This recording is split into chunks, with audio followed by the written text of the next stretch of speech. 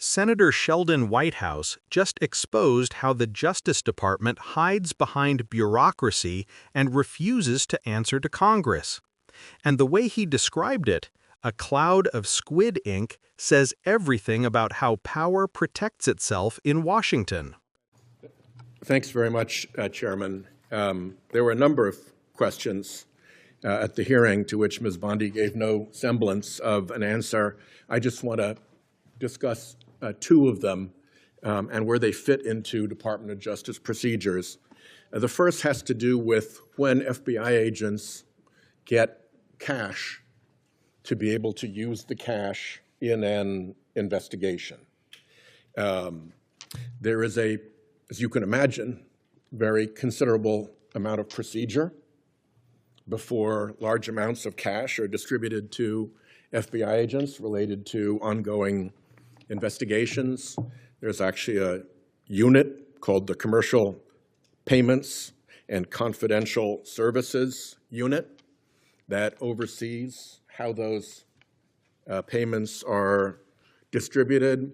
When an investigation in the field sees a need for those funds, they contact the unit transfers the funds to the field office, and the FBI agents go on about their business. As you can imagine, that is all subject to regular report and regular audit. And I would also add, it's a purely administrative matter. It's follow the money. And particularly in a case like this one, Mr. Homan, the case is closed. So there's no danger to an ongoing investigation. Not only does all of that procedure lend itself to congressional oversight, but the FBI procedures explicitly state that these expenditures, and I'm quoting here, must be accurately recorded in case of a congressional audit. So if the FBI recognizes that they need to track these funds in case of congressional audit, then nobody can argue that it's impossible or improper for Congress to audit or question those funds. And of course, if $50,000 goes out of a US account and then doesn't come back, that's a worthy question as to why that money that was put out of a US account never came back. So that's the FBI procedures background, or backdrop, if you will, to the question that I asked that the Attorney General, in my view, improperly refused to answer. The other has to do with the Office of Professional Responsibility. And here's how what's called OPR within the Department of Justice works.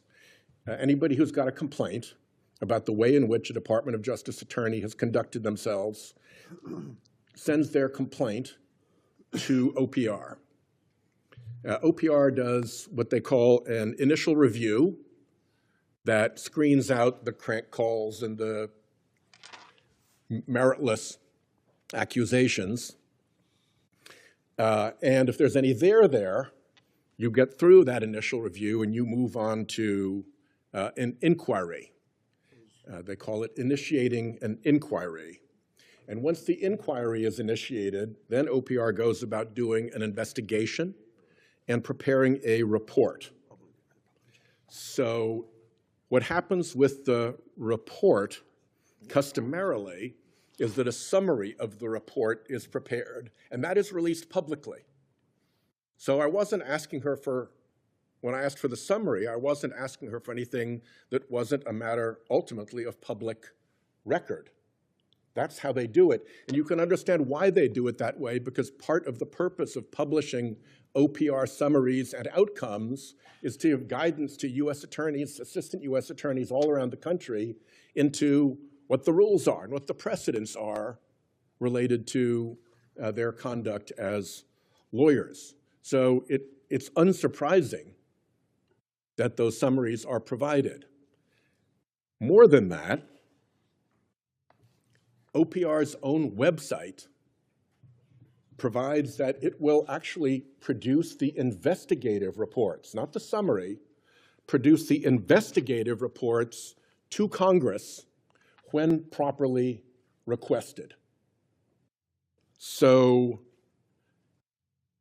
I think it's appropriate for anyone on this committee to ask OPR, when we know of a complaint against a Department of Justice official, did it stop at initial review?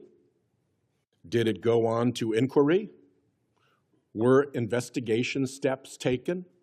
Was there a final report? Show us the public summary, and we are requesting the investigative report. That seems just completely ordinary. And for that reason, I would hope that the committee generally, knowing that this goes back and forth, would support my pursuit of actual answers to those very simple questions that the Department of Justice itself acknowledges Congress has the right to get. So thank you for letting me make that statement. I hope that clarifies what is going on here. I do not intend to give up on answering these questions just because, well, let me say, I'm married to a marine scientist. And one of our big products offshore from Rhode Island is squid.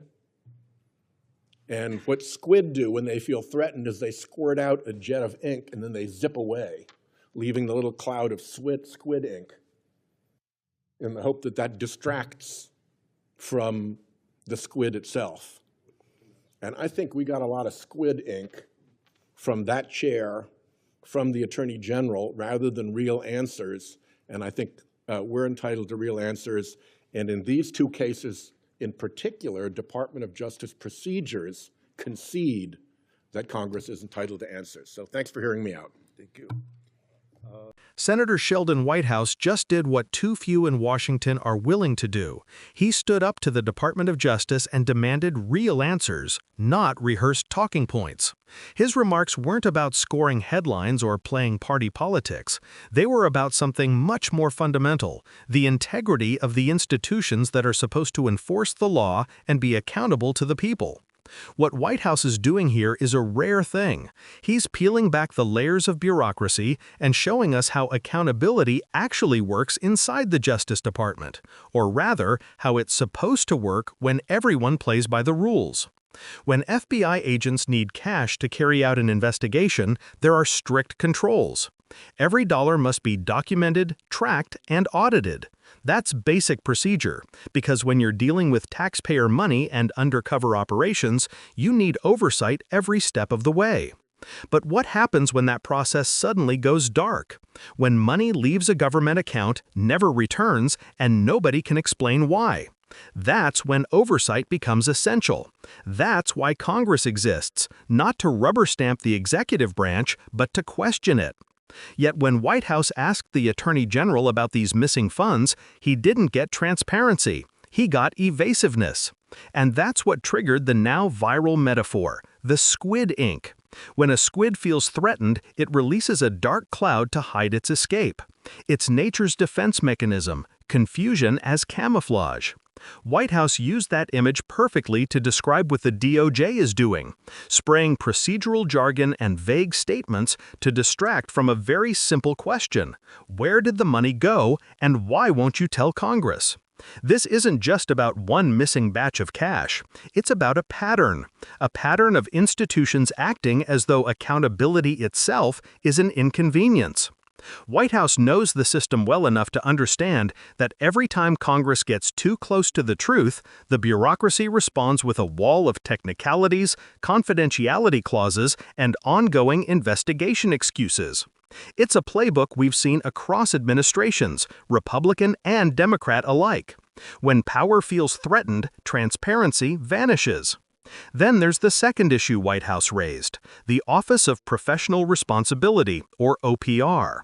That's supposed to be the Justice Department's internal watchdog, the place where complaints against DOJ lawyers are reviewed and investigated.